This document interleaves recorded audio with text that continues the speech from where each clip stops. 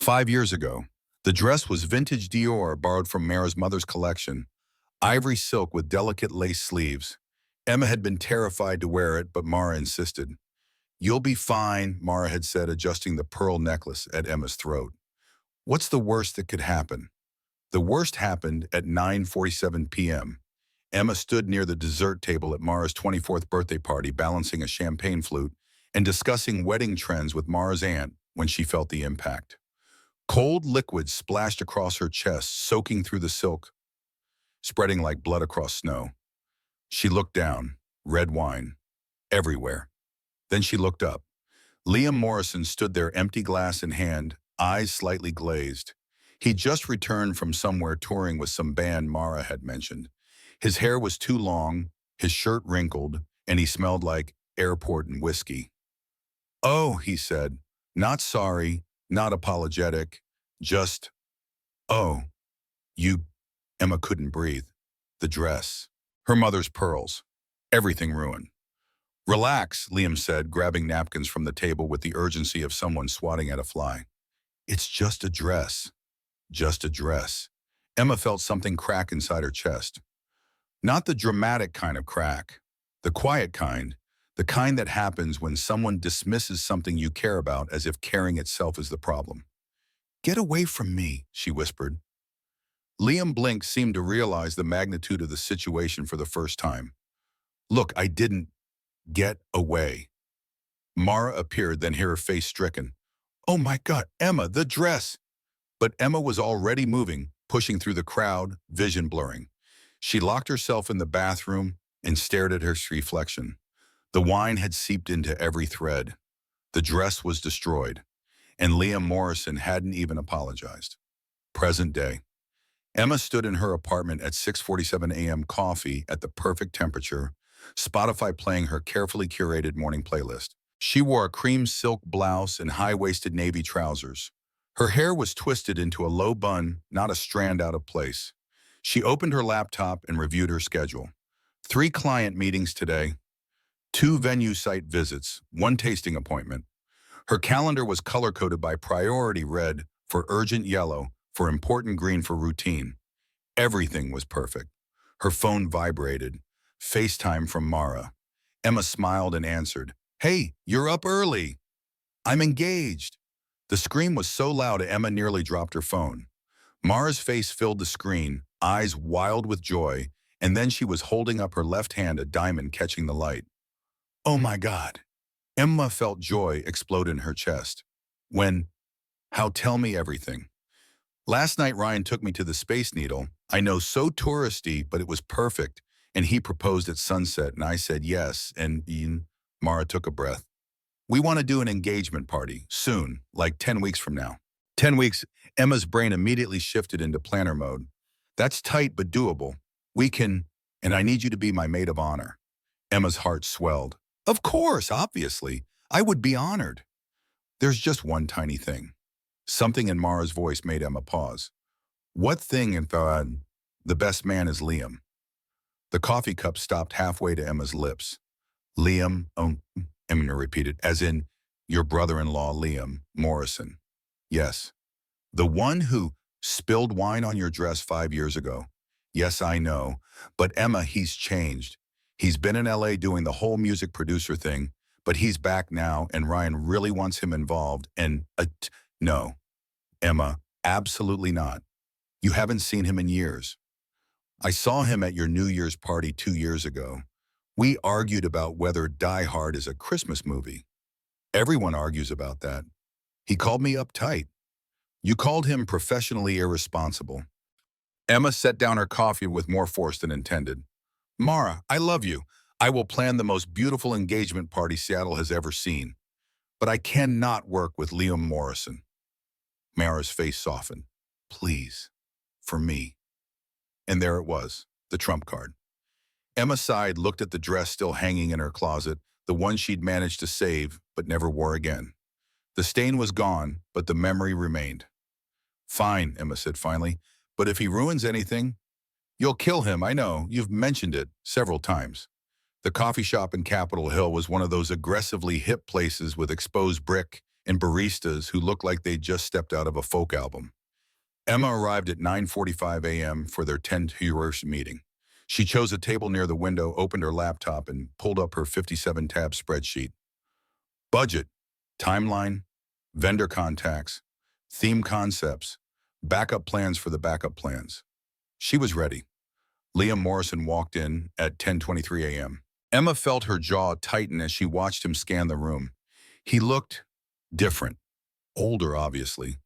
The boyish mess of 5 years ago had been replaced by something more deliberate. His hair was still too long, dark waves touching his collar, but it seemed intentional now.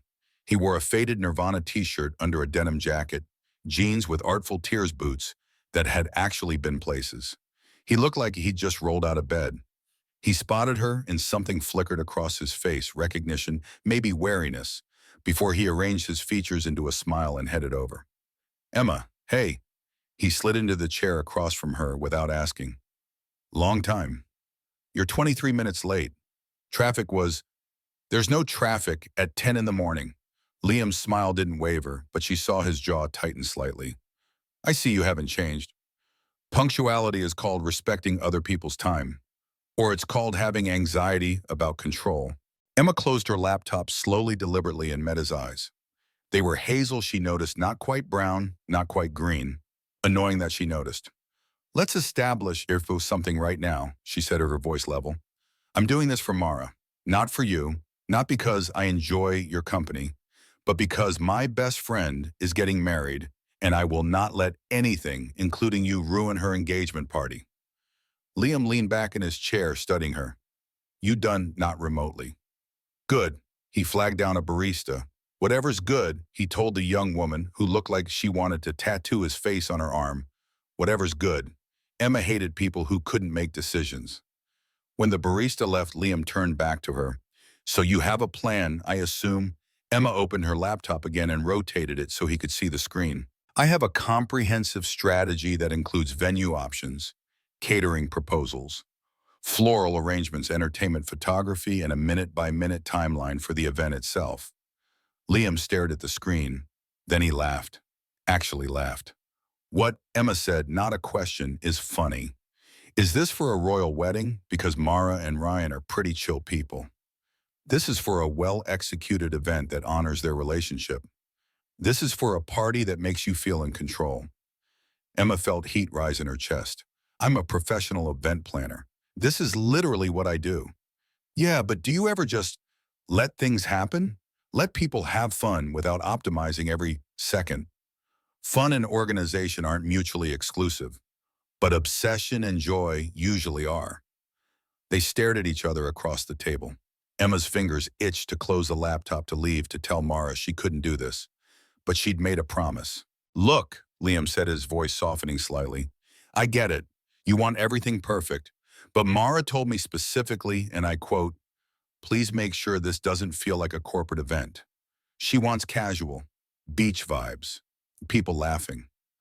I had beach as option 3, Emma said, clicking through her spreadsheet.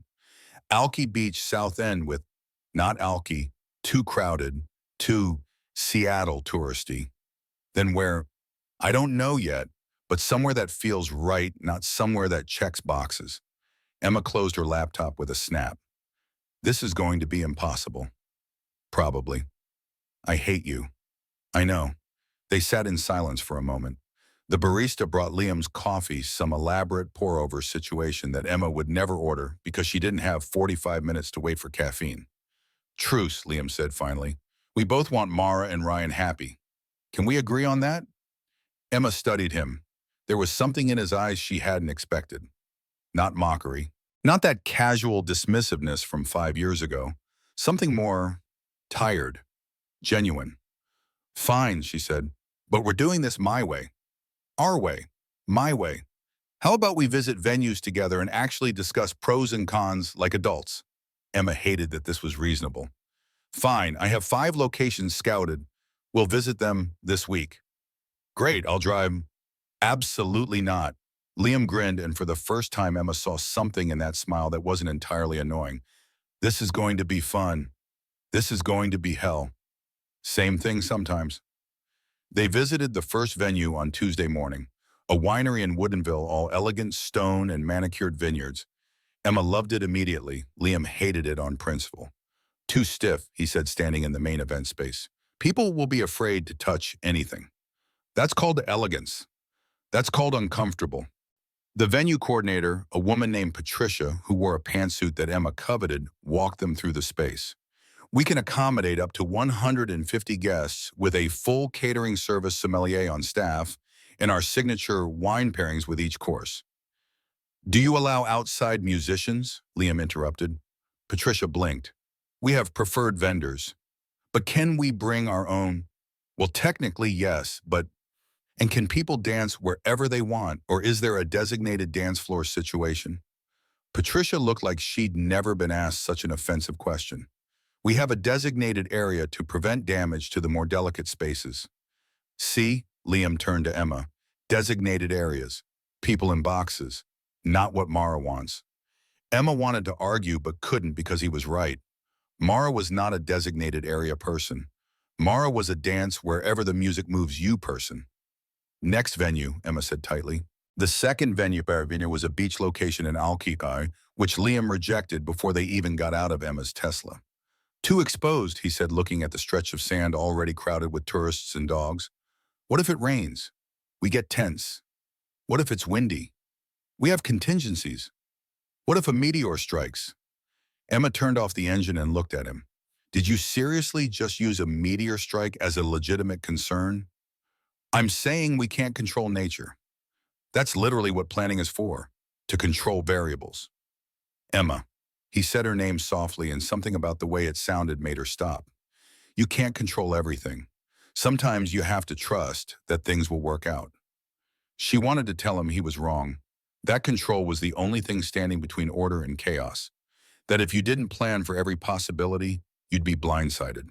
That she'd learned this lesson the hard way over and over, starting when her parents' marriage fell apart because no one had seen it coming. Instead, she said, next venue. They visited 3 more locations over the next 2 days. A hotel ballroom, 2 corporate, a restaurant private room, 2 small, an art gallery, 2 pretentious. By Friday afternoon, Emma was exhausted and frustrated and starting to think Liam Morrison existed solely to make her life difficult. We have 1 more, she said as they drove north toward Bainbridge Island. It's a garden venue. Outdoor space, but with structural coverage options. Capacity for 100, which is what Mara and Ryan want. Catering, kitchen on site. And she shot him a look, flexible music arrangements. Sounds promising. Try not to ruin it. The venue was at the north end of the island, tucked away from the main tourist areas. They took the ferry from Seattle, a 35-minute ride across Puget Sound. Emma stood at the front of the car deck watching the city recede. The wind whipped her hair loose from its bun, and for once she didn't immediately fix it. She sensed Liam before she saw him. He came to stand beside her, 2 coffee cups in hand. He offered her one. Peace offering, he said. Vanilla latte, 1 sugar. Emma stared at the cup. How did you know my order? You ordered the same thing at the coffee shop. I pay attention. She took the cup, their fingers brushing briefly. Thank you. They stood in silence watching the water. A seal popped up near the ferry, disappeared again. Mountains ringed the horizon, Olympics to the west, Cascades to the east. Seattle's skyline gleamed in the afternoon sun. I miss this, Liam said quietly. In LA there's ocean, but it's not this. Why'd you leave? Why does anyone leave chasing something? Thought I needed to be in the industry hub to make it. He took a sip of coffee. Turns out you can be just as miserable in LA as anywhere else. Emma glanced at him. Is that why you came back? Partly. He was quiet for a moment. My dad died last year. Heart attack. I wasn't here. I'm sorry. Yeah, me too. He turned to her. What about you? Ever think about leaving Seattle? Every day. He looked surprised. Really? I got offered a partnership at a planning company in San Francisco 2 months ago. Major firm, would triple my income. Why didn't you take it? Emma looked back at the water. Because running away doesn't actually solve anything. And I realized I wasn't unhappy with Seattle. I was unhappy with myself. Liam studied her for a long moment. That's pretty insightful for someone I've been calling uptight. You're still calling me uptight. Affectionately. That's not better. But she smiled despite herself. The garden venue was perfect. Not Emma's version of perfect. There were uneven flagstones and wildflowers growing in chaotic abundance. But Mara's version of perfect. Whimsical, romantic, real. They walked the grounds with the owner, a woman named Linda, who had an infectious laugh and dirt under her fingernails. "We don't do pretentious here," Linda said. "We do joy. We do love. We do real moments." Emma watched Liam's face light up. "This is it. We haven't even discussed logistics." "Emma, this is it." And standing there surrounded by roses and lavender, with the sound of bees humming and the distant view of the sound through the trees, Emma had to admit he was right. "Okay," she said, "but we need to do a site visit when it's raining to test drainage." "Of course, and we need backup tent options." "Absolutely. And a full vendor compatibility assessment." "Emma." She stopped, looked at him. "Yes to all of that," Liam said. "But also, can we just enjoy this for a second? Can we just stand here and think about how happy Mara's going to be?" Emma took a breath, let herself actually look at the space. Imagine Mara in a flowing dress, Ryan's face when he saw her friends' laughing music drifting through the garden. "Yeah," she said softly. "She's going to love this." They were booking the venue when the sky opened up. Not a gentle rain, a Seattle deluge, the kind that soaks you in seconds. Linda laughed and ushered them into a small barn structure near the parking area. Inside, it smelled like wood and earth and something green. Light filtered through gaps in the boards. Rain drummed on the roof. Emma and Liam stood there dripping, and then Emma started laughing. Actually laughing, the kind of laughter that comes from exhaustion and relief in the absurdity of being drenched in a barn with a man she'd claimed to hate. "Not funny," she said, still laughing. "Totally funny," Liam said, grinning. He had water dripping from his hair, his shirt plastered to his shoulders. His jacket hung heavy with rain. He looked ridiculous. He looked good. Emma's laughter faded as they looked at each other. The rain continued outside a steady rhythm. The barn felt smaller suddenly, warmer. "You have an eyelash," Liam said, reaching toward her face. Emma froze. His finger was gentle, barely touching her cheek. He held up the eyelash. "Make a wish," he said. It was such a small thing, childish even. But Emma closed her eyes and wished for something she couldn't name yet. Then she blew the eyelash away. When she opened her eyes, Liam was still watching her. "What did you wish for?" he asked. "Can't tell. Won't come true." Fair enough.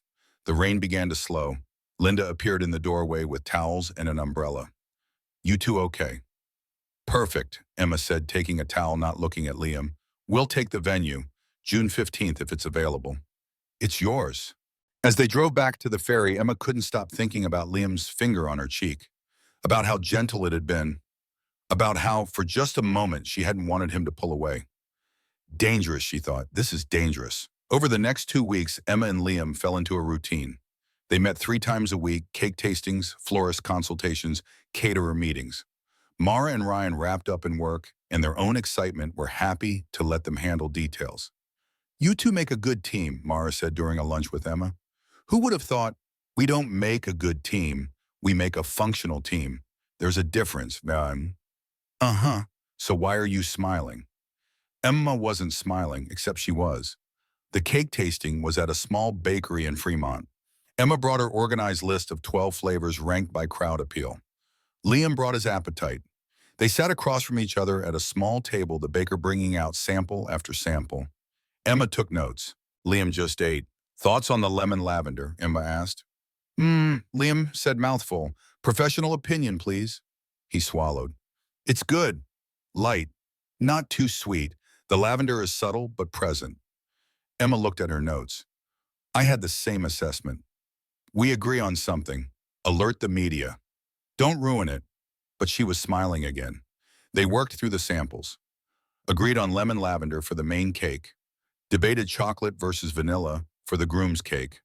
Settled on both. It was during the 7th sample, a raspberry champagne cake, that Liam got icing on his nose. Emma noticed first. Tried not to laugh. Failed completely. "What?" Liam said. "You have..." She gestured to her own nose. He wiped. Missed. The icing remained a small white dot on the bridge of his nose. "Here," Emma said, reaching across with a napkin. She wiped it away gently, efficiently. Professional, except her hand lingered a half-second too long. Except Liam went very still. Except when their eyes met, something passed between them that had nothing to do with cake and everything to do with the fact that Emma's heart was beating too fast. "Thanks," Liam said quietly. "Welcome," Emma said, pulling back. The baker returned. They selected their flavors. They left. In the car, neither of them mentioned it. The florist meeting was easier, neutral territory. Emma wanted white peonies and roses. Liam wanted wildflowers. The florist, a cheerful woman named Rose, yes, really suggested combining both. Structured centerpieces with peonies, but loose wild accents with seasonal flowers, Rose said, sketching quickly. Elegant but organic, controlled chaos. Emma and Liam looked at each other. "I like that," Emma said. "Me too," Liam agreed. "Wow," Rose said. "First couple I've had. Agree that quickly in months." "We're not a couple," Emma said quickly. "We're just co-planners," Liam finished. "For a wedding." "Engagement party," Emma corrected. "Right. That." Rose looked between them with a knowing smile that Emma pretended not to see. Music was the only thing they truly fought about. Emma had a playlist. 6 hours of carefully curated songs, classic love songs, modern romantic ballads, upbeat crowd pleasers. She'd spent hours on it. Liam wanted to hire a band, a friend's band. "They're incredible, trust me." "I don't trust anyone with incredible in the description." "That's sad. That's realistic." They sat in Emma's car in the parking lot of a guitar shop where Liam's friend's band was practicing. Emma had her laptop open. Liam had his phone connected to her car's Bluetooth. "Compromise," Liam said. "We each pick 10 songs. Play them for each other. Rate them. Whatever scores highest wins." Emma considered. It was logical. Fair. "Fine." Emma played her list first. Classic Sinatra, Adele, John Legend. Songs that had been played at thousands of weddings and still made people cry. Liam listened. Rated them honestly. Most got 7s or 8s. Then Liam played his list. Indie bands Emma had never heard of. The Lumineers, Lord Huron, a band called Novo Amor that made Emma's chest feel tight. "Rate this one," Liam said, as Can't Help Falling in Love played, but not the Elvis version. A stripped-down cover with acoustic guitar and vocals that sounded like honey and heartbreak. Emma closed her eyes, let the music wash over her. The melody was familiar, but this version felt new. Raw, like the singer meant every word. 10, she whispered. When she opened her eyes, Liam was watching her. "See," he said softly, "sometimes new versions of old things are worth trying." They weren't talking about music anymore. The song played out. Neither of them moved. The car felt warm despite the Seattle drizzle outside. Emma could hear her own breathing, could hear Liam's. "We should go," she said. "Yeah." Neither of them moved. Then Liam's phone buzzed, breaking the spell. He checked it, frowned. "Mara, she and Ryan are back early from Denver. They want to meet tomorrow." "Good, we can update them." "Emma." Something in his voice made her look at him. "This is going well," he said. "Us, working together. Right? It's functional. Just functional. Better than I expected." "So, not terrible." Emma allowed herself a small smile. "Not terrible. Progress." But that night, lying in bed, Emma couldn't sleep. She stared at the ceiling of her apartment, city lights filtering through the blinds, and thought about Liam's voice when he'd said her name in the car. Thought about his finger on her cheek in the barn. Thought about how he'd remembered her coffee order. She thought about how, for the first time in years, she'd enjoyed planning an event, not because everything was perfect, but because the person she was planning it with made the imperfections bearable. Dangerous, she thought again. Her phone buzzed. A text from Liam. "Can't sleep. She should ignore it. Should go to sleep. Should maintain professional boundaries." She typed, "How did you know I was awake? 3 dots. Then lucky guess. Or you're predictable. Or I've learned your patterns. That's creepy. That's paying attention."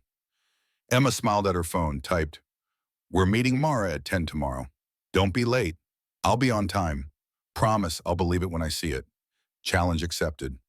Emma put her phone down, stared at the ceiling again. This time she was smiling.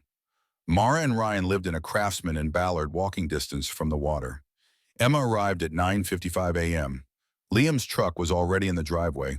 She checked her watch. 9:57. He'd actually been early. Inside, she found them all in the living room, Mara bouncing with excitement, Ryan looking pleasantly bemused, and Liam sitting on the couch with a cup of coffee, looking almost domestic. "Tell us everything," Mara said, pulling Emma down next to her. "Show me pictures." Emma and Liam tag-teamed the presentation. Emma handled logistics, timeline, budget, vendor contracts. Liam handled vision, the feeling of the venue, the aesthetic, the flow of the evening. They moved in sync without realizing it. Emma would start a sentence and Liam would finish it. Liam would mention an idea, and Emma would have already added it to her spreadsheet. Mara and Ryan watched with matching grins. "What?" Emma said finally. "Nothing," Mara said innocently. "Just, you two seem very in sync." "We've been working together a lot," Emma said quickly. "Yeah," Liam agreed. "Lots of planning, very professional." "Uh-huh." Mara's grin widened. "Well, you're doing an amazing job, both of you." Ryan stood. "I'm grabbing more coffee." "Liam." "Sure." The brothers disappeared into the kitchen, leaving Emma and Mara alone. "So," Mara said immediately, "you and Liam." "There is no me and Liam." "Emma, I've known you since we were 18. I know your faces, all of them. And that face," she pointed, "is your I'm interested but terrified face." "I don't have that face." "You absolutely have that face. You had it when you met Marcus in junior year. You had it when you thought about taking the San Francisco job. You have it now." Emma looked at her hands. "He's annoying." "He is. And irresponsible. Sometimes. And we have nothing in common. Except you clearly like each other." Emma opened her mouth, closed it, opened it again. "It doesn't matter. This is temporary. After the party, we go back to our separate lives." "Or," Mara said gently, "you could see what happens if you don't run away for once, Uma."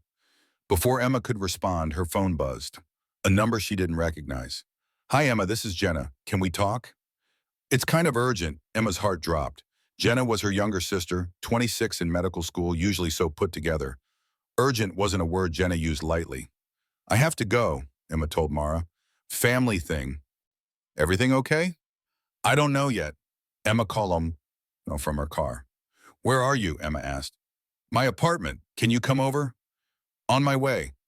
Jenna's place was in the University District, a small studio that still had textbooks scattered across every surface despite summer break. Emma knocked. Jenna opened the door, looking. Not like herself.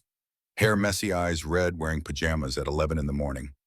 "What happened?" Emma asked immediately in big sister mode. Jenna burst into tears. Emma guided her to the couch, held her while she cried and waited. Years of experience had taught her that Jenna needed to cry first, talk second. Finally, Jenna pulled back, wiping her eyes. "I'm seeing someone." "Okay." "His name is Marcus. He's 35, divorced, and he has a daughter." Emma processed this. "Okay, and I haven't told you, or Mom, or anyone because I knew everyone would judge." Jenna. "He's not a bad guy, Em. He's wonderful.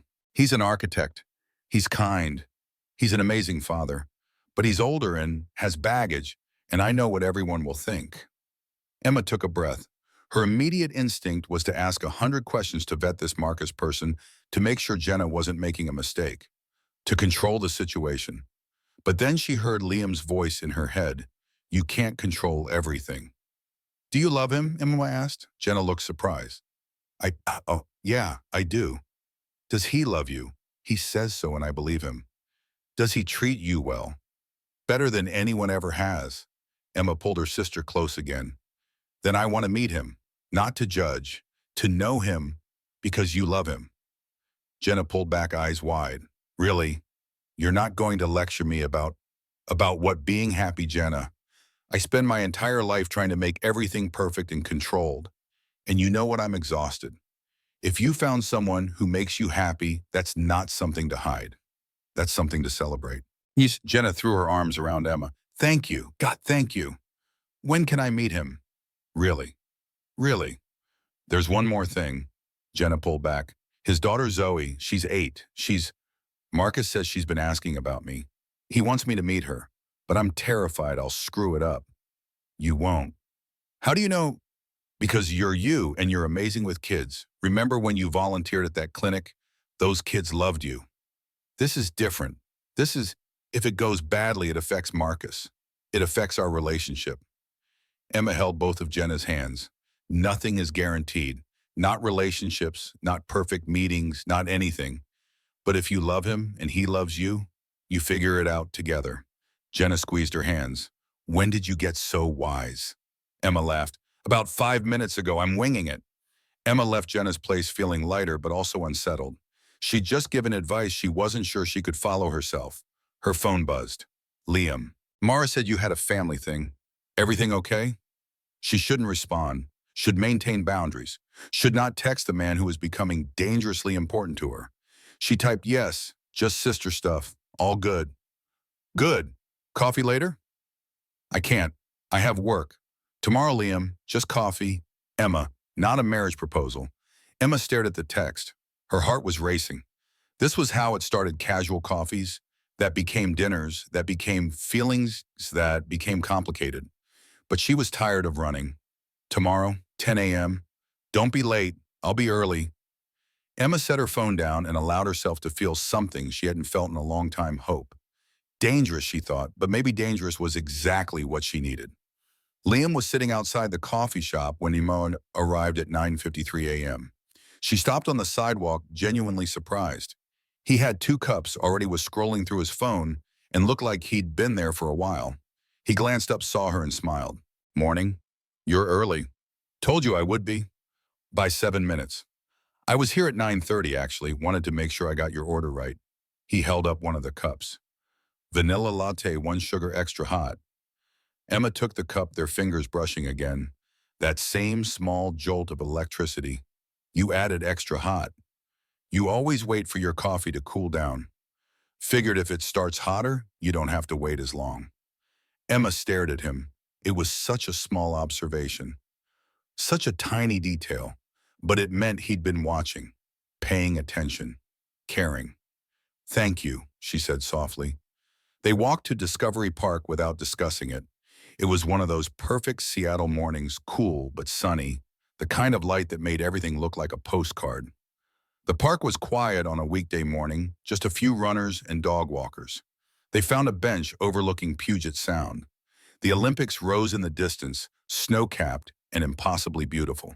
A ferry cut across the water, leaving a white wake.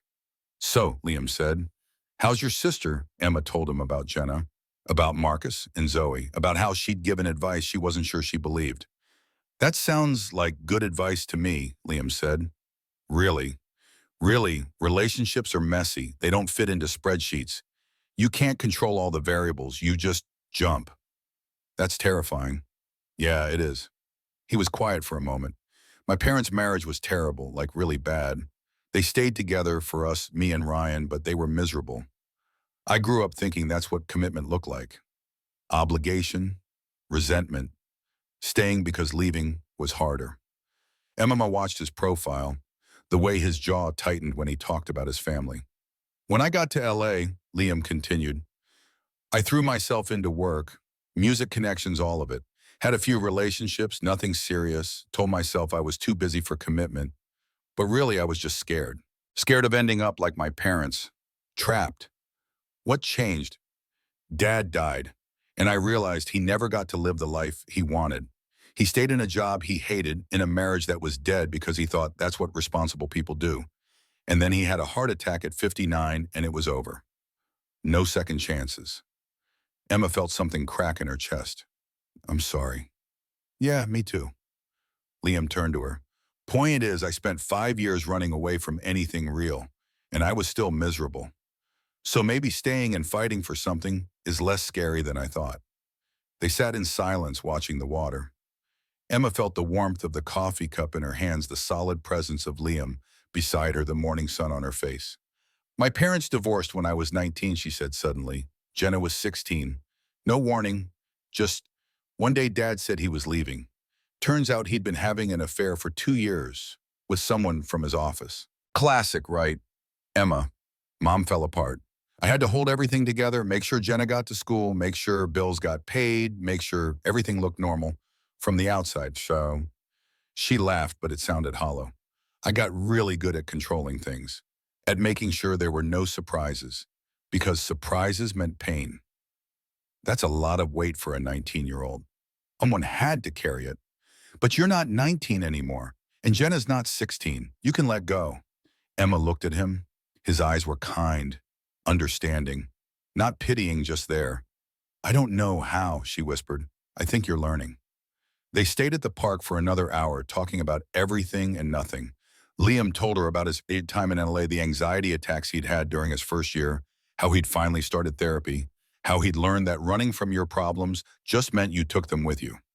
Emma told him about declining a job offer in San Francisco months ago, how tempting it had been, how close she'd come to accepting. What stopped you? Liam asked. I realized I was running. Again, different city, same Emma, same fears. She paused. And I have my own business here. Small, but mine. I've been thinking about expanding, maybe taking on a partner. You should do it. It's risky. Everything good is. When they finally left the park, Emma felt lighter than she had in months. Maybe years. As they walked to their cars, Liam said, So, we still have vendor meetings this week. Wednesday, the photographer. Friday, the caterer final tasting. I remember. And I was thinking, maybe after the caterer meeting we could grab dinner.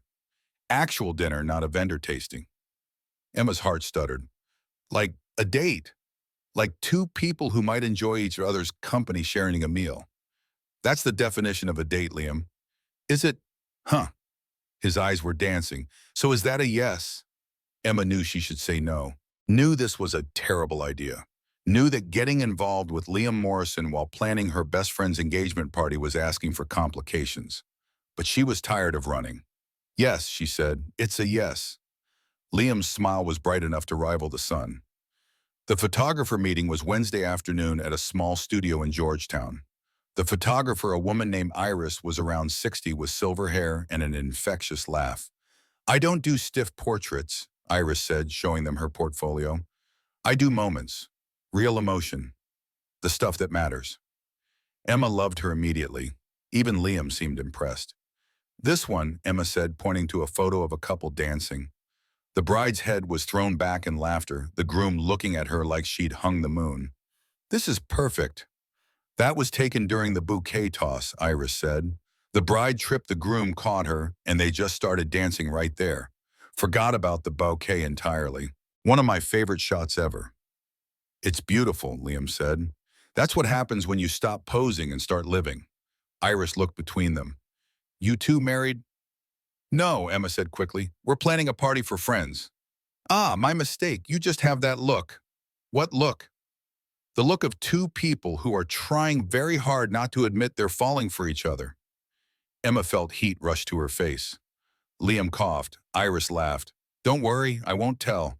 But honey, she looked at Emma, life's too short to pretend you don't feel what you feel. They booked Iris for the party, walked out of the studio in awkward silence. Finally, Emma said, she was perceptive.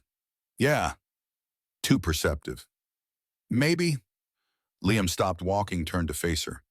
Or maybe she just saw what's obvious to everyone except us. Emma's heart was racing.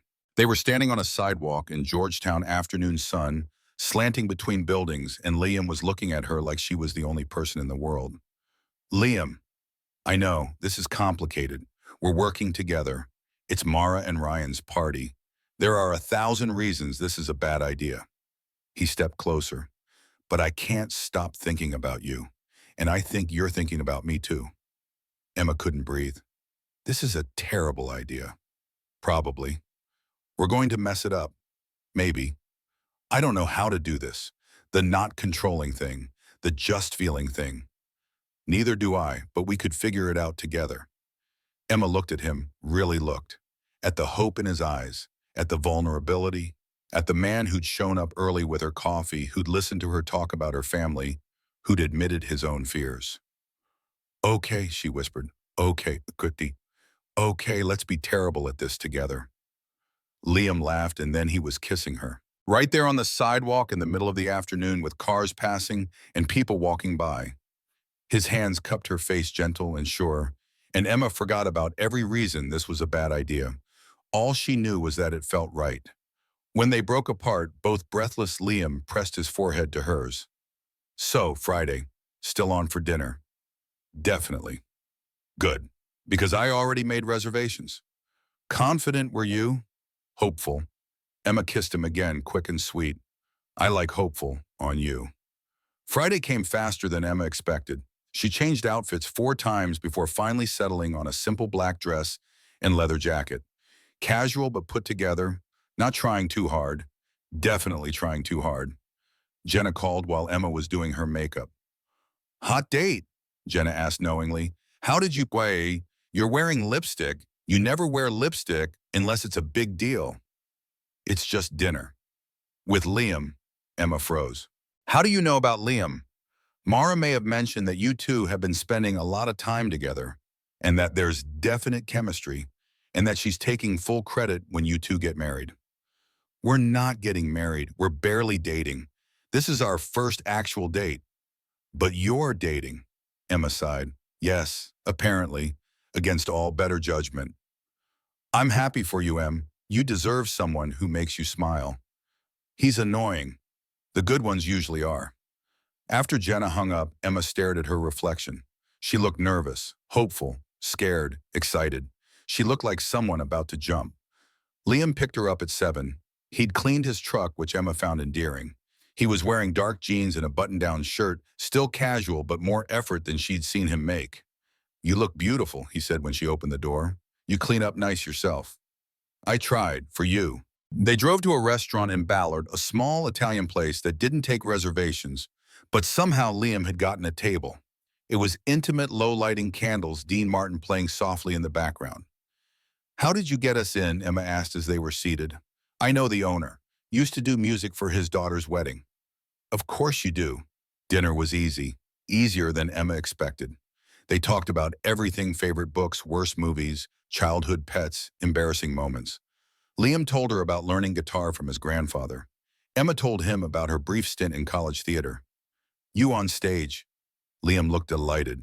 I need photographic evidence. It's been destroyed, all of it. I don't believe you. Believe it, I was terrible. I played tree number 3 in a production of Into the Woods. That's a speaking role. One line, the leaves are falling. I forgot the line and just stood there making rustling noises. Liam laughed so hard he nearly choked on his wine. Emma found herself laughing too, remembering how mortifying it had been at the time, how it seemed funny now. They shared tiramisu for dessert. Liam stole the last bite off Emma's spoon. Hey, you said you were full. I was being polite. Noted. Next time I'll take you at your word. Next time, Liam set down his spoon, reached right across the table to take her hand. Yeah, next time. And the time after that, if you want. Emma laced her fingers through his. I want. They walked along the waterfront after dinner. It was one of those perfect Seattle evenings, cool but not cold. The sky streaked with orange and pink as the sun set behind the Olympics. Tell me something true, Liam said. Something you haven't told to anyone else. Emma was quiet for a moment. Then, I'm terrified this won't work, us. That I'll ruin it by being too controlling or too scared or too me, Emma. And I'm terrified it will work. That I'll fall in love with you and then something will happen and I'll lose you and I won't survive it. Liam stopped walking, turned to face her. Hey, look at me. She did. His eyes were serious, warm. I'm scared too, he said. Scared I'll screw this up. Scared you'll realize I'm just a guy who plays music and doesn't have his life together. Scared that I'm not enough. You are enough. So are you. He cupped her face. We're both scared. That's okay. Being scared means we care, and I'd rather be scared with you than safe without you. Emma kissed him. There on the waterfront, with joggers passing and seagulls crying and the ferry horns sounding in the distance. She kissed him and let herself feel everything, the fear, the hope, the possibility. When they broke apart, Liam rested his forehead against hers. Come home with me. Emma's breath caught. Liam, not for that. I mean, unless you want, but that's not. He laughed nervous. I just want more time with you. We could watch a movie, talk, fall asleep on my couch, whatever you want. Emma thought about her empty apartment, about going home alone, about playing it safe. Okay, she said. Liam's apartment was in Ballard, a small one-bedroom on the second floor of an old building. It was exactly what Emma expected: vinyl records on shelves, a guitar in the corner, mismatched furniture that somehow worked. But it was also clean, organized in its own way, and it smelled like coffee and cedar. This is nice, Emma said, meaning it. It's small. I'm looking for something bigger, but rent in Seattle is… Liam, it's nice. He smiled, relaxed slightly. Want wine, coffee, water? Wine. They settled on his couch with a bottle of red wine and no movie playing. Just music, something instrumental and soft that Liam had composed himself. You made this? Emma asked. Few months ago. Couldn't sleep, started playing, and this came out. It was beautiful, melancholy but hopeful, like longing set to music. It's really good. Thanks. He was sitting close but not touching, giving her space. I've been thinking about doing more composing, less producing for other people, more creating myself. You should. It's risky. Everything good is, Emma said, echoing his words from earlier. Someone wise told me that. Liam grinned. He sounds smart. He has his moments. They talked until midnight, about dreams and regrets and the things they wanted from life.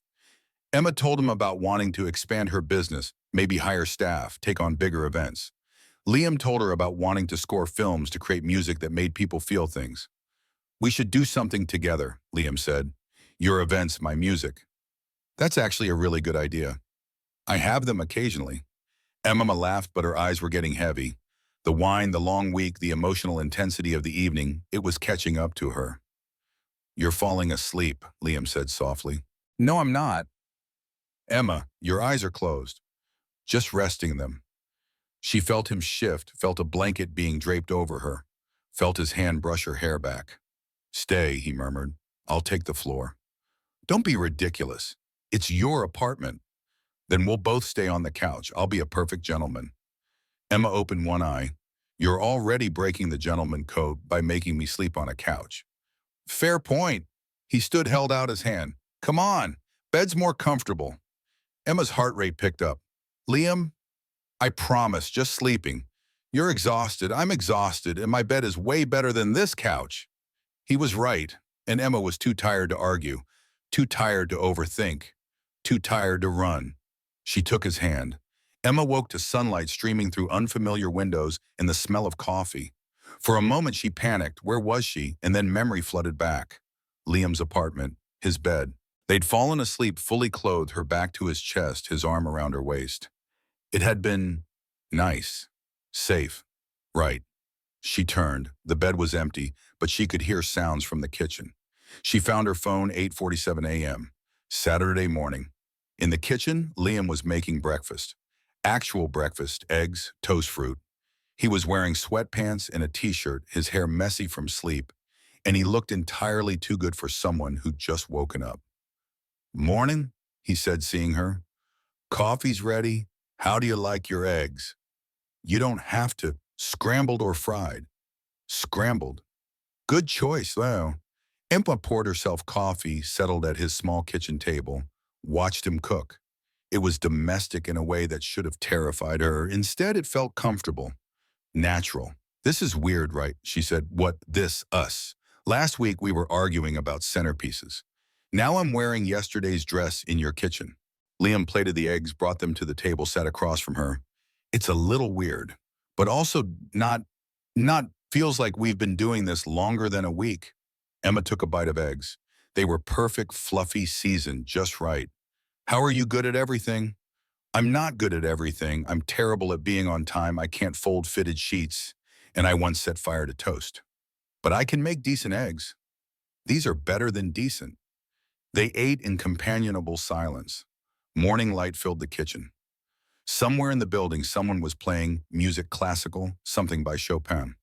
I have to meet my sister and her boyfriend today, Emma said. Brunch, meeting the daughter for the first time. Big day. Terrifying day. You'll be great. You don't know that. I know you. You're good at caring for people even when you pretend you're just being practical. He reached across to take her hand. Jenna's lucky to have you. Emma squeezed his hand.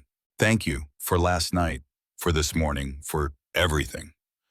Thank you for saying yes, to dinner, to staying, to giving this a chance. They finished breakfast. Emma borrowed Liam's toothbrush, intimate in a way that made her blush. He drove her home so she could change before brunch. At her building, before she got out of the truck, Emma leaned over and kissed him. Soft, sweet, full of promise. I'll call you later, she said, please. And Liam, yeah, last night was perfect. His smile was sunshine. Yeah, it was. Brunch was at a cafe in Capital Wato. Emma arrived 5 minutes early, heart pounding. Through the window, she could see Jenna at a table with a man, Marcus presumably, and a little girl with pigtails. Emma took a breath. You can do this. You can be supportive without being controlling. You can let Jenna have this. She went inside. Jenna saw her, immediately stood up, practically vibrating with nervous energy. You're here. This is Marcus, and this is Zoe. Marcus stood, extended his hand. He was tall, kind-faced, with gray at his temples and smile lines around his eyes. Emma, I've heard so much about you. Good things, I hope. The best. Emma shook his hand, then looked down at Zoe. The little girl was watching her with open curiosity. Hi, Zoe, Emma said, crouching to be at I Love You. I'm Emma. I'm Jenna's sister. Are you a doctor too? Zoe asked. No, I plan parties. Zoe's eyes went wide. Like birthday parties. Sometimes all kinds of parties. I had a unicorn party for my birthday. It was the best. Unicorns are excellent party themes. Zoe beamed. Just like that, the ice was broken. Brunch was easier than Emma expected. Marcus was intelligent, thoughtful, clearly devoted to both Zoe and Jenna. He talked about his architecture work with genuine passion, how he specialized in sustainable design, how he wanted to create buildings that honored their environments rather than dominating them. That's actually similar to what Emma does, Jenna said proudly. She creates experiences that people remember forever. Marcus smiled at Emma. Jenna's told me about your business. It sounds like you've built something really special. Starting your own company at 26, that takes courage. Emma felt herself relax. This man wasn't trying to impress her or win her over with flattery. He was just himself, genuine, present. He asked thoughtful questions and actually listened to the answers. And the way he looked at Jenna like she was the most fascinating person in the room made Emma's chest ache with relief and happiness. Zoe chattered about school and her friends and her dance class. She was in the middle of describing her upcoming recital when she suddenly stopped and looked at Emma seriously. Do you like Jenna? Zoe asked. Emma blinked. Of course I do. She's my sister. No, I mean, do you like her? Like, think she's nice and fun? I think she's the best person I know. Zoe nodded, satisfied. Good, because she's gonna be my mom soon, I think.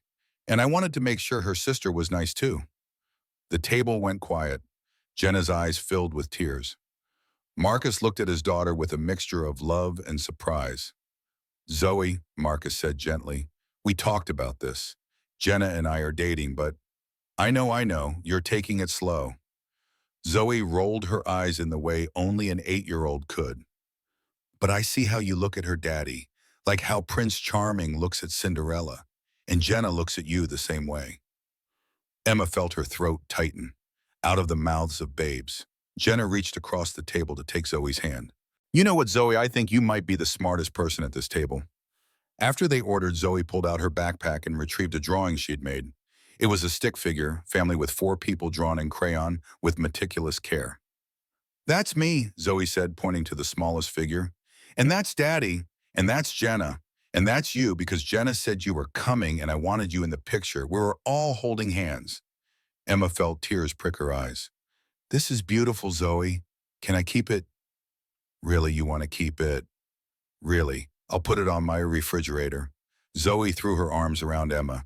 Emma hugged her back, this little girl, who just included her in a family she was building and had to blink away tears. When Marcus took Zoe to the bathroom, Jenna grabbed Emma's hand across the table.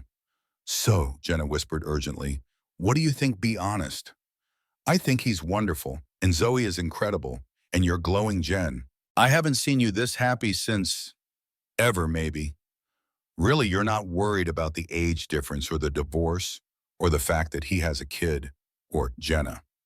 Emma squeezed her sister's hand. I'm worried about exactly nothing. He looks at you like you hung the moon, and watching you with Zoe, you're a natural. You light up around her. I love them, Em. I really love them. Is it crazy? We've only been together 4 months. When you know, you know. Jenna studied her sister's face. Speaking of which, you're different today too. Less tense, more glowy. Emma felt heat rise to her cheeks. I don't glow. You absolutely do. This is about Liam, isn't it? Emma couldn't help the smile that spread across her face. Maybe. Oh my God, tell me everything. Wait. Jenna's eyes went wide. Did you stay over last night? Is that why you look like you're wearing yesterday's makeup? We just slept, actually slept. But you wanted to stay. You chose to stay. Yeah, Emma said softly. I did. Jenna squeezed Emma's hand again. I'm so happy for you. You deserve this. You deserve someone who makes you want to stop controlling everything and just be. After Marcus and Zoe returned and they finished brunch, they all walked to the nearby park. Emma watched Zoe run ahead, Marcus and Jenna following hand in hand, and felt something shift inside her. This was what letting go looked like. This was what trust looked like. This was what love looked like when you stopped trying to control it. Before they parted ways, Marcus pulled Emma aside. Thank you, he said quietly. Jenna was so nervous about today. Your approval means everything to her. She doesn't need my approval. Maybe not, but she wants it. And you gave it. That's a gift. Emma watched him walk back to Jenna and Zoe, watched her sister's face light up when Marcus whispered something in her ear, watched Zoe grab both their hands and swing between them. She pulled out her phone and texted Liam. Brunch was perfect. They're perfect. I think I'm starting to understand what you meant about jumping. His reply came almost immediately. Proud of you. Want to come over tonight? I'll make dinner. And we can just be. I'd love that. The next 2 weeks passed in a blur of happiness and planning. Emma and Liam settled into a rhythm that felt startlingly natural morning. Coffee at their favorite cafe vendor meetings that turned into long conversations evenings at one apartment or the other. The party was 3 weeks away now. Most details were locked in. The venue was set, the florals designed, the menu finalized. Emma's spreadsheets were color-coded perfection. But for the first time in her career, she wasn't anxious about the remaining details. She trusted that things would work out. Who are you and what have you done with Emma Hartley? Mara teased during a video call. She and Ryan were reviewing the final guest list from their apartment. I'm still me, Emma protested. She was at Liam's place sitting on his couch with her laptop. Liam was in the kitchen making lunch, humming along to music playing softly in the background. You're sitting on Liam's couch in his t-shirt, Mara pointed out, at 2 in the afternoon on a Wednesday, when you should be stressed about timelines. I can multitask. Uh-huh. Ryan, look at how happy she looks. Ryan appeared on screen, took one look at Emma and grinned. Told you this would happen. You did not. I totally did. Remember, right after we got engaged, I said, Emma and Liam would be perfect together if they could stop arguing long enough to realize it. Liam came into frame, setting a plate of sandwiches on the coffee table. We still argue. But now you kiss after, Mara said smugly, which is way better. Are we done embarrassing them? Ryan asked. Because I have actual questions about the schedule. They spent the next hour going over final details. Emma noticed how easily she and Liam worked together. Now she'd start a sentence and he'd finish it. He'd suggest something and she'd already have it in her notes. They'd become a team without even realizing it. After the call, Liam pulled Emma back against his chest, his arms wrapped around her waist. They're right, you know. You are different. Different how? Happier, lighter, less like you're carrying the weight of the world. Emma turned in his arms to face him. That's because of you. It's because of you. I'm just here cheering you on. You're more than that. Emma kissed him softly. You're everything. The word hung in the air between them. Everything. It was a big word, a scary word, but it was true. Liam cupped her face, his thumb brushing her cheek. Emma, his phone rang, interrupting whatever he was about to say. He glanced at the screen and frowned. Sorry, I need to take this. It's the film director I've been talking to about the scoring project. Go, take it. Emma watched him walk into his bedroom, phone pressed to his ear. She could hear the excitement in his voice as he talked. This project meant everything to him. His first real film score, a chance to prove he was more than just a producer. She picked up their lunch plates, carried them to the kitchen, and started washing them. It was such a simple domestic thing, but it made her heart feel full. Her phone buzzed on the counter. Unknown number. She almost didn't answer, but something made her pick up. Hello. Mo. Hartley, this is Catherine Wong from Prestige Events in San Francisco. Emma's heart stopped. She knew this name. Prestige Events, the company that had offered her a partnership position months ago. The offer she declined. Hello, Catherine. I hope I'm not catching you at a bad time. I wanted to reach out because we've had an unexpected development in our leadership team. Emma walked to the living room window, looking out at the Seattle skyline. Her city, her home. Our creative director just accepted a position in New York, Catherine continued, which means we're restructuring our entire creative division. Emma, I'll cut to the chase. We'd like to extend a new offer to you, Director of Creative Operations with immediate equity partnership. The words seemed to echo in the quiet apartment. Director, equity partnership. That's quite an offer. It is. And it's a significant step up from what we offered before. We're talking full creative, control your own team, high-profile clients, and a compensation package that I think will surprise you. I'm emailing you the details right now. Emma heard the ping of an email arriving on her phone. When would you need someone to start? Ideally, September 1st. I know that's fast, just about 5 weeks away. But Emma, this is the kind of opportunity that comes along once in a career. Your portfolio speaks for itself. We've been following your work since you declined our first offer, and honestly, we're even more impressed now. You're exactly what we need. 5 weeks, right after Mara's party, right when she and Liam were finally figuring things out. Emma's hand tightened on her phone. Can I think about it? Of course, but I want to be transparent. We're speaking with other candidates. This position won't stay open long. I'll need to hear from you by the end of next week. I understand. Emma, I really hope you'll consider this seriously. We'd be lucky to have you. After Catherine hung up, Emma stood frozen at the window. This was it. Everything she'd dreamed of. Everything she'd worked toward for years. Director-level position at 29. Equity partnership. Full creative control. Salary that would triple her current income. The kind of position most event planners spent their entire careers trying to reach. She could have a beautiful apartment in San Francisco. Work with celebrity clients. Plan events at a scale she'd never imagined. Build an empire. All she had to do was leave Seattle. Leave her small business she'd built from nothing. Leave Jenna, who was finally happy and would need her sister as she built her own family. Leave Mara, her person since college. Leave Liam. She heard his bedroom door open, heard his footsteps approaching. That was incredible, Liam said, his voice full of excitement. They want me to start next month. It's a small indie film, but the director is someone I've admired for years. And Emma, you okay? Emma turned. He was looking at her with concern, his excitement fading as he read her expression. What's wrong? She should tell him right now, should be honest about the call, about the opportunity, about the impossible choice she was facing. But fear closed her throat. Fear of his reaction. Fear of losing this thing they'd built. Fear of having to choose. Nothing, she said, forcing a smile. Just a potential client. I'll deal with it later. You sure? Yeah, tell me about the film. As Liam launched into excited details about the project, Emma felt the weight of the secret settle on her chest like a stone. She'd tell him soon, after she'd had time to think, after she'd figured out what she wanted. She just needed a little more time. Emma didn't tell Liam on Wednesday. She went to his apartment for dinner, listened to him talk about the film score, kissed him goodnight, and went home with the secret burning in her chest. She didn't tell him on Thursday when they met with the caterer for a final tasting adjustment. She didn't tell him on Friday when they took a walk through Discovery Park and he told her he was falling for her. She'd frozen, unable to say it back, unable to tell him why. By Saturday, Emma was a mess. She'd read the offer from Prestige Events dozens of times. The numbers were staggering. The opportunity even bigger than she'd imagined. She'd have her own team of planners work with clients she'd only dreamed of, plan events that would be featured in magazines.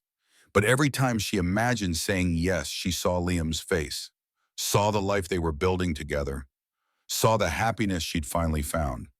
She was sitting at her kitchen table at 10 a.m., staring at her laptop when Jenna let herself in with her spare key. "Okay, what's wrong?" Jenna said, setting down 2 coffee cups. "You've been weird all week. Mara called me worried. Even Liam texted asking if I knew what was bothering you." Emma looked at her sister and suddenly the whole story came pouring out.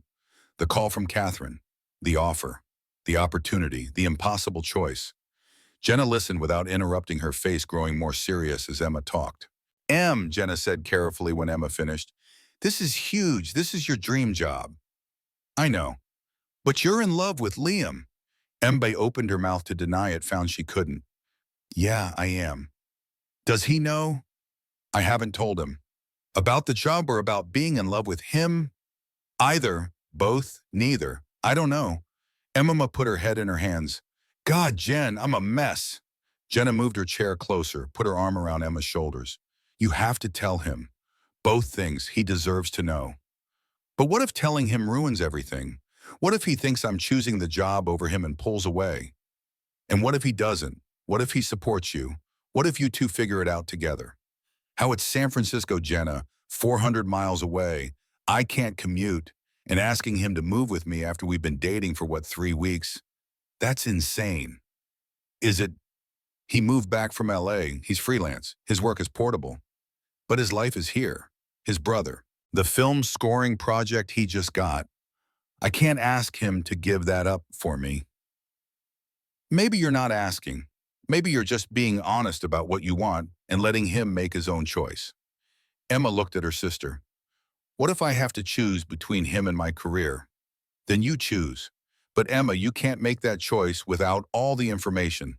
And he can't make his choice without knowing how you feel." Jenna squeezed her shoulder. "You have to tell him. Today." Emma knew Jenna was right, but knowing and doing were two different things. That afternoon, Emma texted Liam, "Can you come over? We need to talk." She saw the 3 dots appear.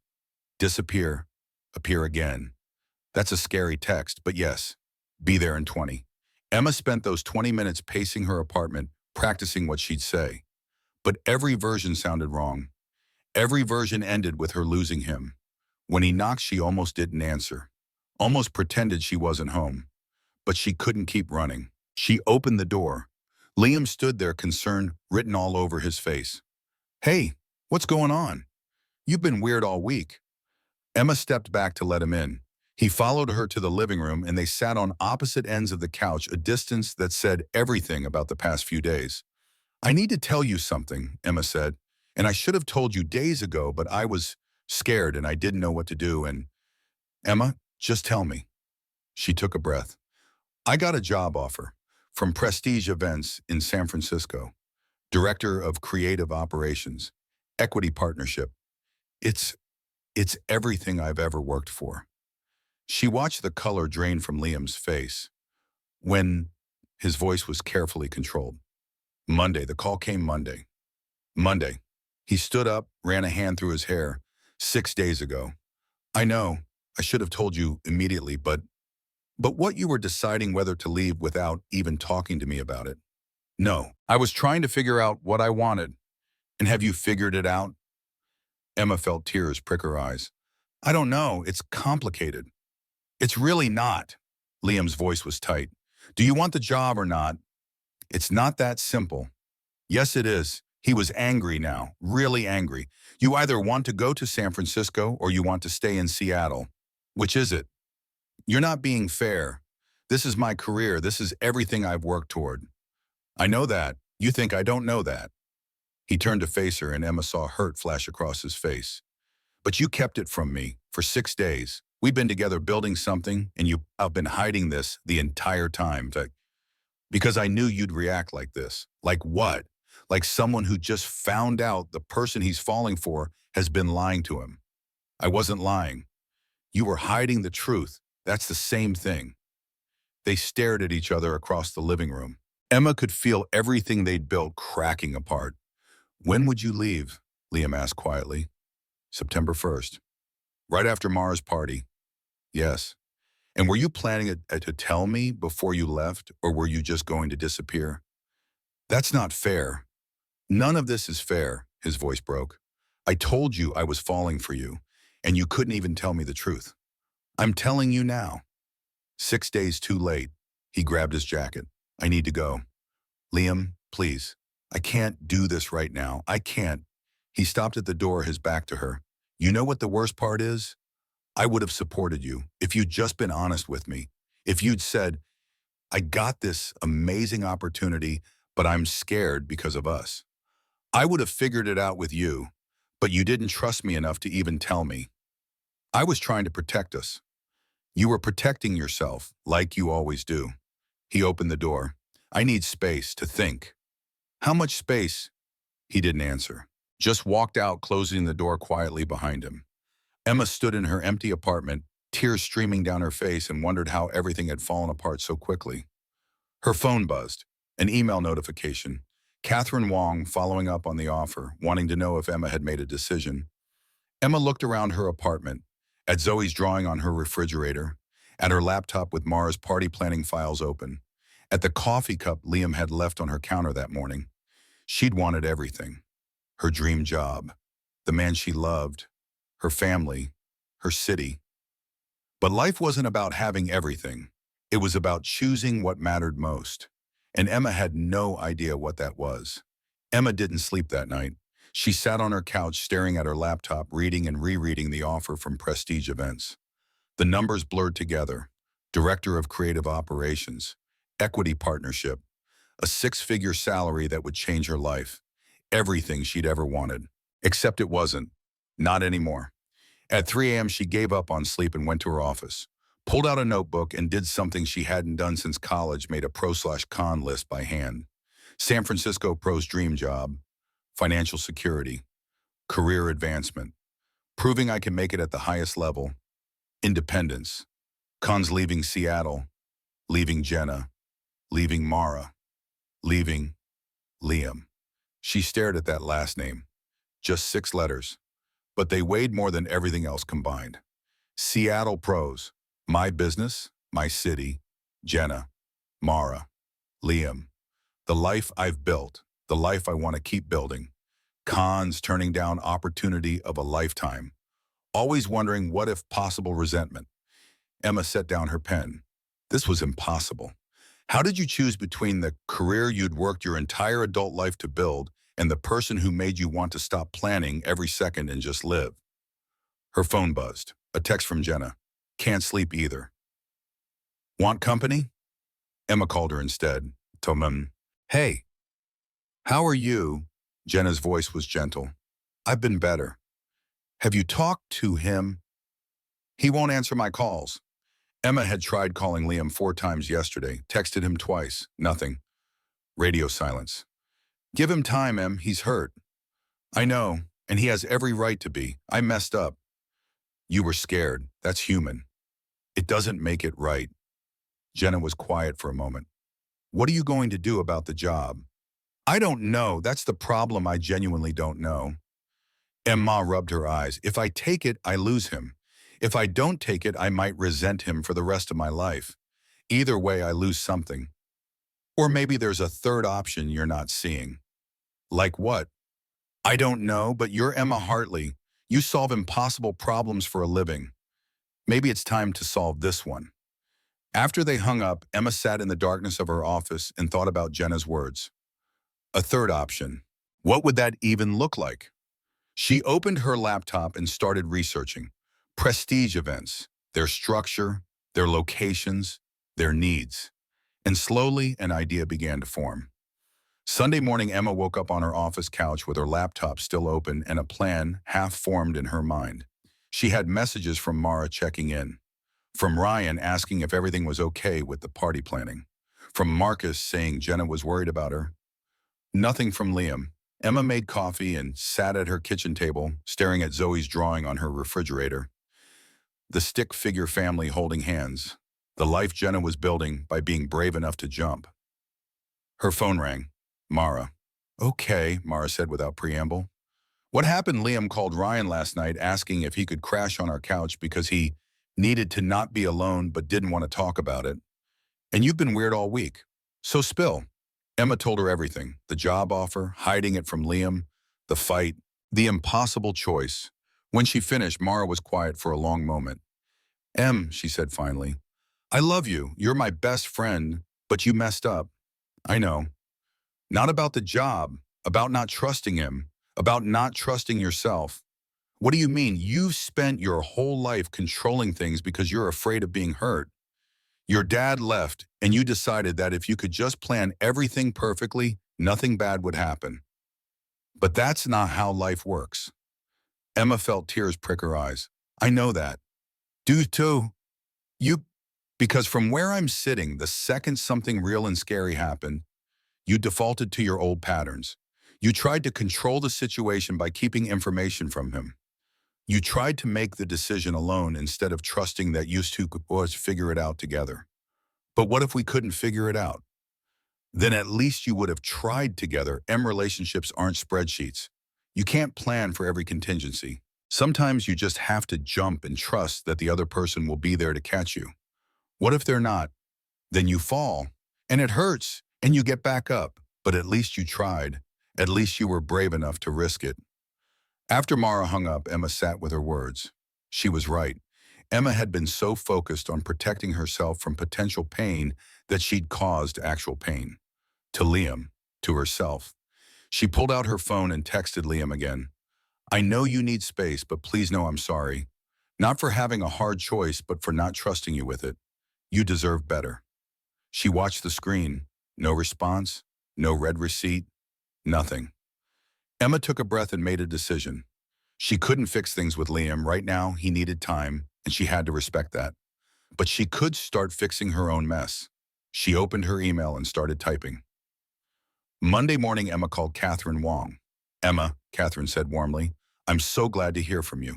Have you made a decision? I have some questions first. For the next hour, Emma asked detailed questions about the position, about team structure, about remote work policies, about satellite offices, about flexibility. Catherine answered everything honestly, and by the end of the call, Emma had what she needed. I'm interested, Emma said carefully, but I need to propose some modifications to the role. I'm listening, Emma took a breath. I want the director position, but I want to do it as a hybrid role, based in Seattle with regular travel to San Francisco. I'd like to propose opening a Seattle satellite office. There's a huge events market up here that Prestige doesn't currently tap into.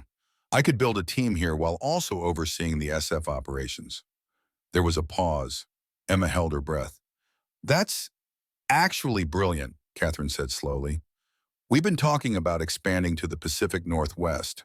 Having someone with your local connections and expertise could be exactly what we need. Let me talk to the partners and get back to you. After the call, Emma felt a flicker of hope. Maybe there was a third option. Maybe she didn't have to choose between her career and her life. But there was still the Liam problem.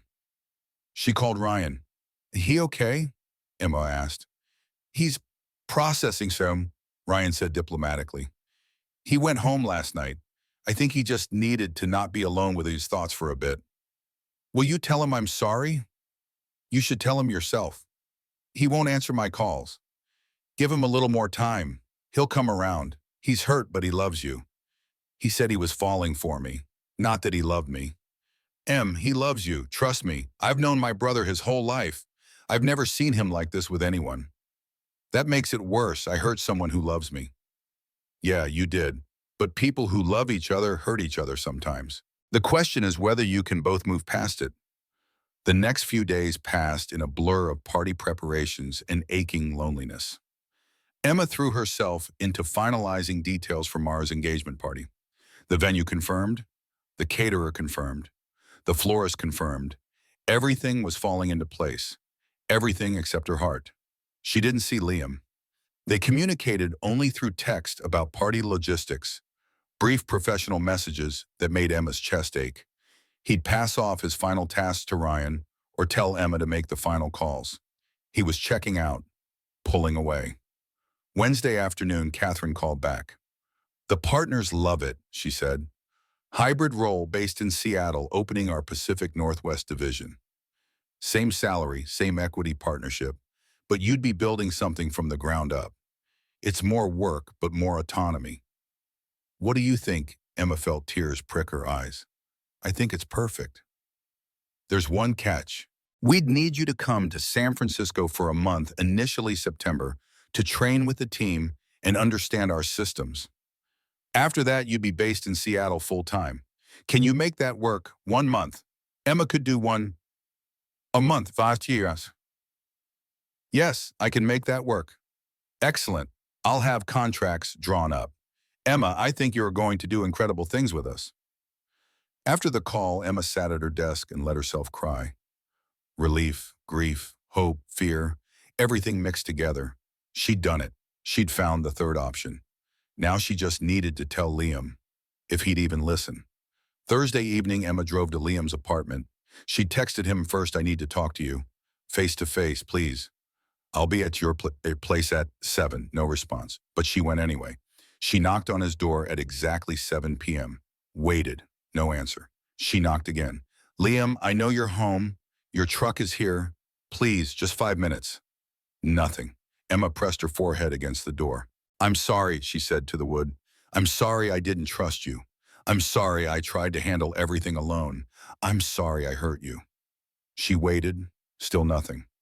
I got the weapon, she continued, but not the version they originally offered. I negotiated. Hybrid role, based in Seattle. I'd be gone 1 month for training, but after that I'd be here. Building something new. I've found a third option, Liam. The way you taught me to. Silence. I love you, Emma whispered. I know I didn't say it back when you told me you were falling for me, but I love you and I'm terrified. And I'm sorry I let fear make my decisions instead of trust. She waited another minute. 2, 3. He wasn't going to answer. Emma pulled out a pen and the small notebook she always carried. She wrote quickly, pouring everything onto the page about the negotiation, about choosing Seattle, about choosing him, about being brave enough to be vulnerable, about wanting to figure things out together. She slid the letter under his door, along with a printout of the contract details from Prestige Events. Then she drove home and cried. Friday morning, 2 days before the party, Emma met Mara and Ryan at the venue for the final walkthrough. He's not coming, Ryan said gently when Emma looked around for Liam. He said he trusts you to handle it. Emma felt her heart crack a little more. Okay. They walked through the space. The garden looked perfect, flowers in bloom. The arch where Mara and Ryan would stand during the toast set up and draped with white fabric tables arranged exactly as Emma had planned. It was beautiful. It was everything Mara had wanted, and Emma felt hollow. Mara said, pulling her aside while Ryan talked to the venue coordinator. Are you going to be okay for the party? I'll be fine. This is your day, yours and Ryan's. I won't let my mess ruin it. It won't ruin it, but I'm worried about you and about Liam. Have you talked to him? He won't talk to me. I tried. I told him everything about the job, about negotiating, about choosing to stay. I left him a letter. Nothing. Give him time. The party is in 2 days, Mara. After that, Emma's voice broke. After that, I don't know if we get a second chance. Mara hugged her tight. You will. I know you will. You two are too good together to let this break you. Emma wanted to believe her, but hope was getting harder to hold on to. Saturday morning, the day before the party, Emma's phone rang. Unknown number. Hello. Emma. Hartley, this is James Chen. I'm a director at Prestige Events. Catherine told me about your proposal for the Seattle office. I wanted to talk to you directly about the vision. For the next hour, Emma talked to James about her ideas for building out the Pacific Northwest market, about the kinds of clients they could attract, about partnerships with local vendors, about creating a different kind of events company, one that balanced the prestige of the San Francisco brand with the authentic, organic vibe of Seattle. You've really thought this through, James said, impressed. I have, because it matters to me. This city matters to me. My life here matters to me. I can tell. Listen, Emma, between you and me, we almost didn't approve this. A hybrid role, remote leadership, opening a new market. It's risky. But Catherine fought for you. She said you're the kind of person who sees impossible problems and finds solutions. After talking to you, I believe her. After the call, Emma sat in her apartment, feeling something she hadn't felt in weeks, certainty. She'd made the right choice, the hard choice, the brave choice. Now she just needed Liam to give her a chance to explain. She texted him one more time. Tomorrow is Mara and Ryan's day. Can we please put our stuff aside and work together to give them the perfect party? After that, if you still don't want to talk to me, I'll respect that. But please, for them. This time he responded, I'll be there. For them. It wasn't much, but it was something. Party day dawned gray and drizzly, typical Seattle weather that made Emma's heart sink. They had tent contingencies, but Mara had wanted an outdoor party, wanted that garden magic. Emma arrived at the venue at 8 a.m. The staff was setting up, the florist was arranging centerpieces, the caterer was prepping in the kitchen.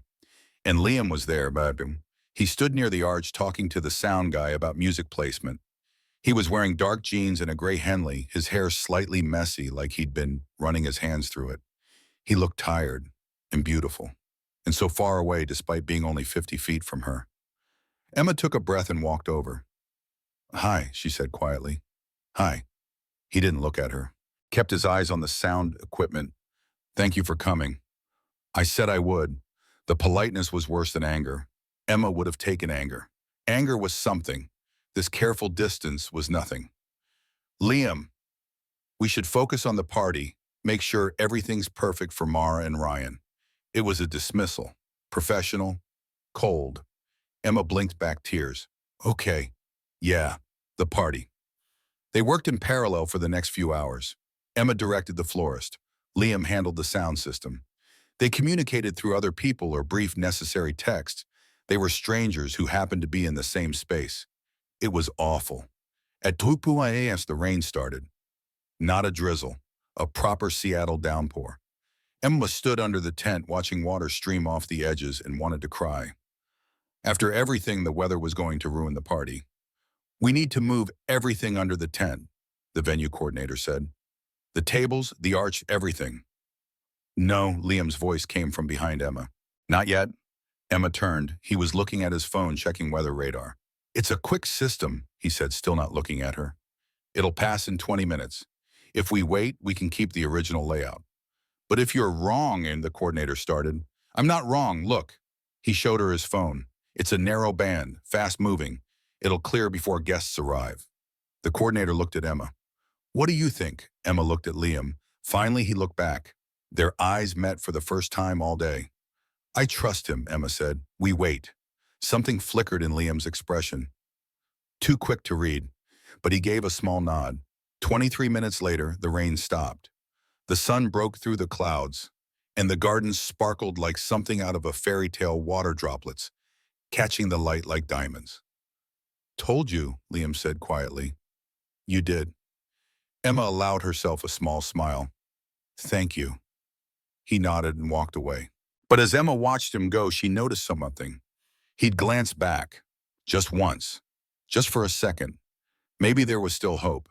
Guests started arriving at 4 p.m. Emma stood at the entrance greeting people, directing them to the garden, making sure everything flowed smoothly. She saw Jenna arrive with Marcus and Zoe. Zoe ran up to Emma immediately. You look so pretty, Zoe said. Is this the party you planned? It is. It's like a fairy tale. Emma hugged on him. Thank you, sweetie. Jenna pulled Emma aside. How are you holding up? I'm fine. It's Mara's day. I'm fine, Jen, really. But she wasn't fine, because across the garden, she could see Liam talking to Ryan, and her heart ached with how much she missed him. The party was beautiful. Everything Emma and Liam had planned came together perfectly. The flowers were stunning, the peonies and wildflowers creating exactly the controlled chaos they'd envisioned. The food was incredible. The music, Liam's carefully curated playlist, mixed with live acoustic guitar from a musician friend, created the perfect atmosphere. Mara looked radiant in a flowing white dress. Ryan couldn't stop smiling. Their friends laughed and danced and celebrated love. And Emma felt like she was watching it all from behind glass. She saw Liam throughout the evening, saw him laughing with Ryan, saw him playing guitar during one song, his fingers moving over the strings with practiced ease, saw him talking to Mara, who kept glancing at Emma with concern. But he never approached her, never even looked her way if he could help it. At 7 p.m., Ryan stood to give a toast. I want to thank everyone for being here, he said, raising his glass. Especially our amazing planners, my brother Liam and Mara's best friend Emma.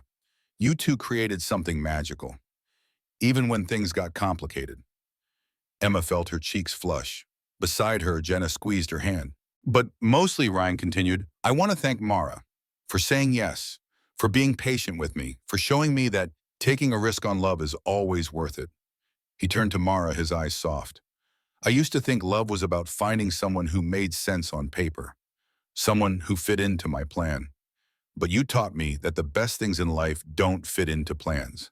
They just happen. And you trust that it'll work out. Mara was crying, Emma was crying, half the party was crying. To taking risks, Ryan said, to imperfect plans, to love that doesn't make sense but makes everything better. Everyone raised their glasses. To love, Emma raised her glass and caught Liam's eye across the garden. He was looking right at her. For a moment, neither of them looked away. Then Mara stood to give her toast. I'm not good at speeches, she said, laughing through tears. But I want to say something about the people who made this possible.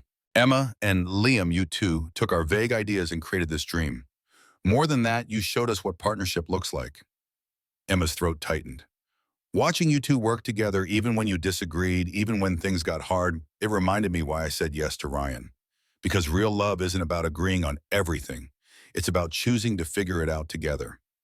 Mara looked directly at Emma. It's about being brave enough to be vulnerable.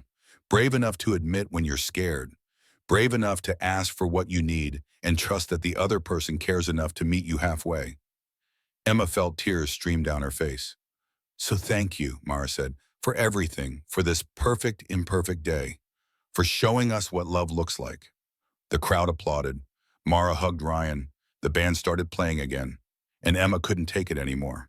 She needed air. She needed space. She needed to not fall apart in front of 100 people. She slipped away from the party, walking down the path toward the dock, where she and Liam had first scouted the venue months ago. The sun was setting, painting the sky pink and gold. Water lapped gently against the wooden posts.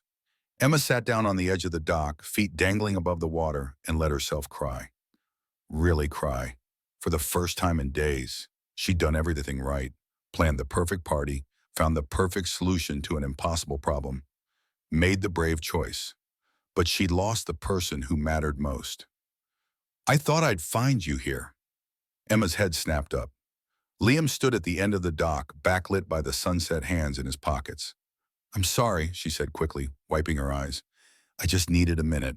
I'll go back. Don't. He walked toward her slowly, like he was approaching something fragile.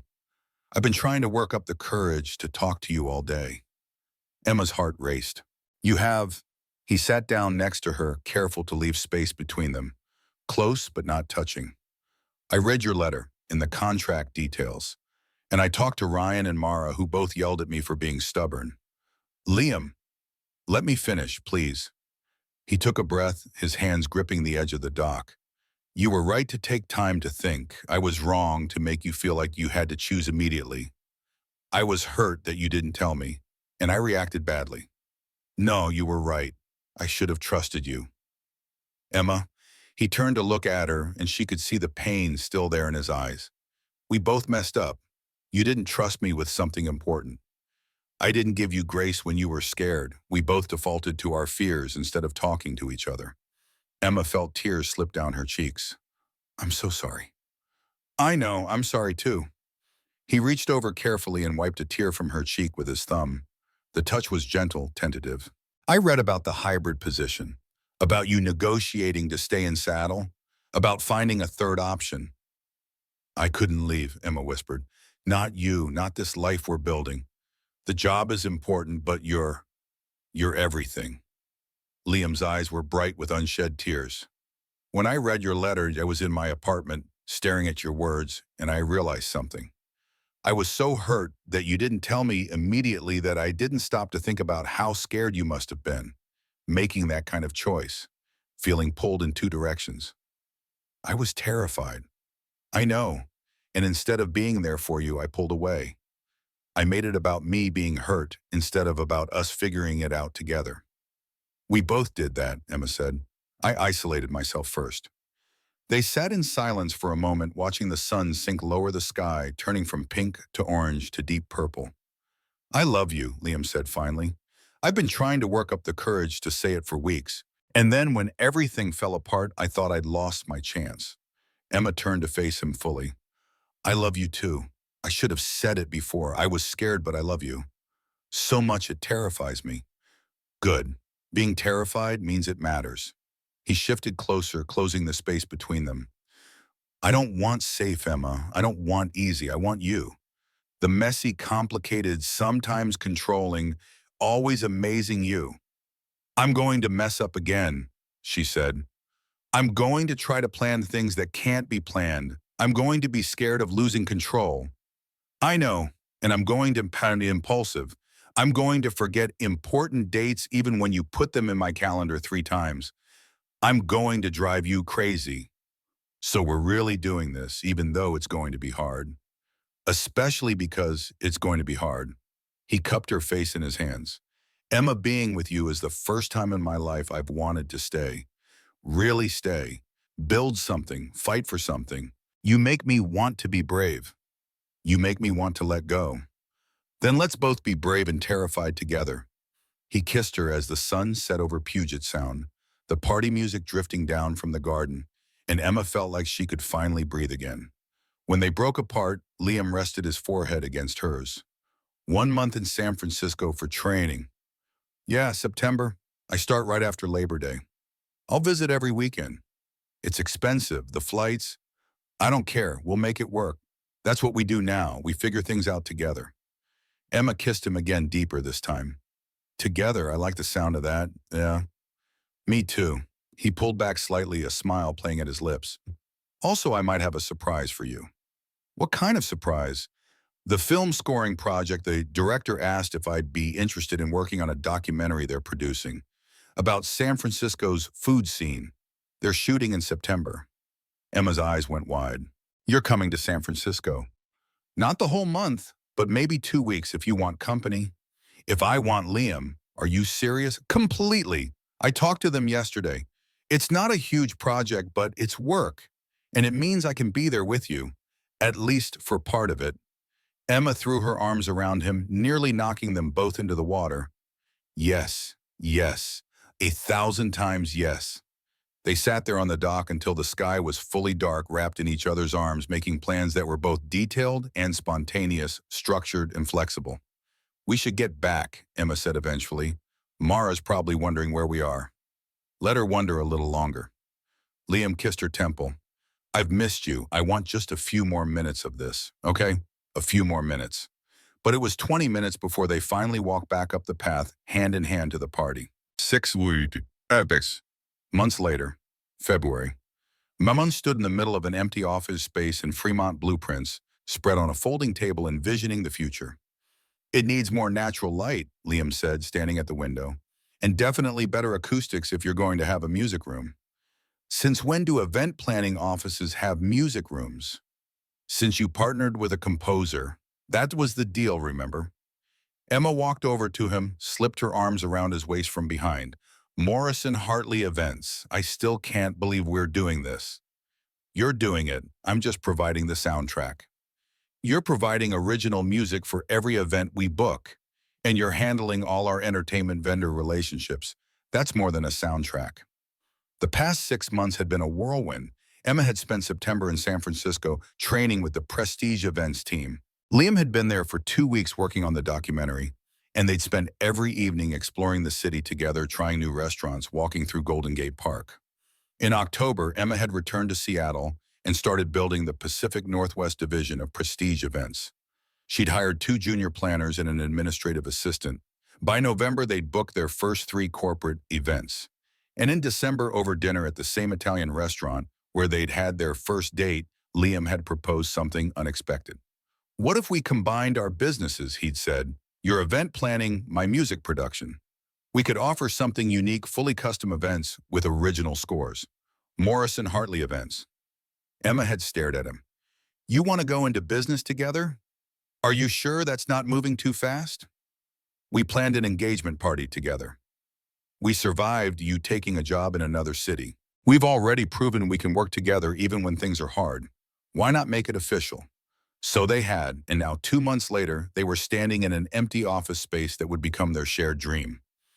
Jenna's bringing lunch, Emma said, checking her phone. She and Marcus want to see the space. How's wedding planning going? Good. She's way more relaxed about it than I expected. Keeps saying she wants simple and meaningful rather than perfect. She learned from watching you. Learned what not to do, you mean? Learned how to be brave. Liam turned her in his arms to face him. You taught her that. And Mara. And honestly, me too. I taught you to be brave. You were the one who kept telling me to let go. And you were the one who showed me that staying could be braver than running. The door opened. Jenna came in carrying bags of Thai food, Marcus and Zoe following behind. This place is huge.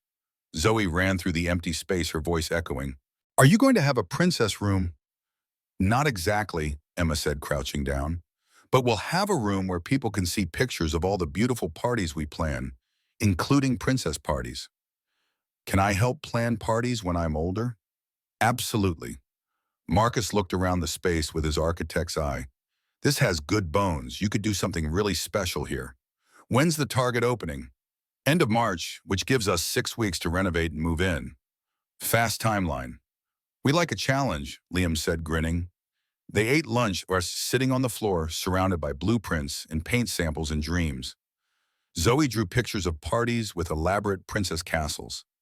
Jenna and Marcus discussed their wedding plans, a small ceremony in May, at a winery, just immediate family and close friends. Emma's planning it, obviously, Jenna said, but I made her promise to keep it simple.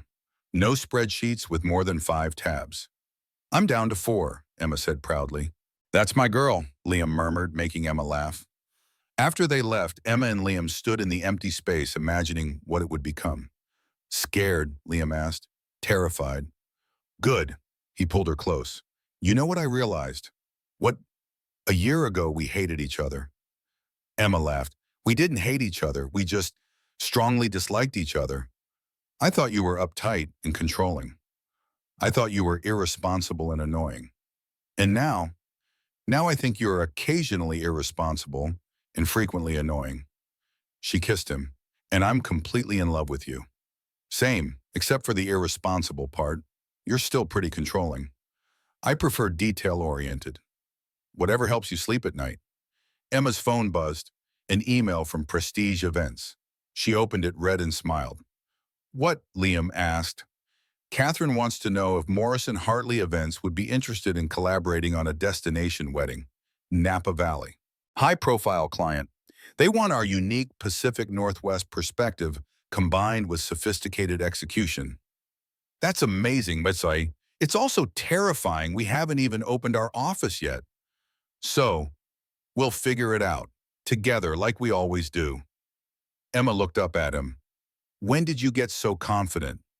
When I met someone who taught me that taking risks is worth it, that imperfect is better than safe, that love is something you choose every day, not something you plan.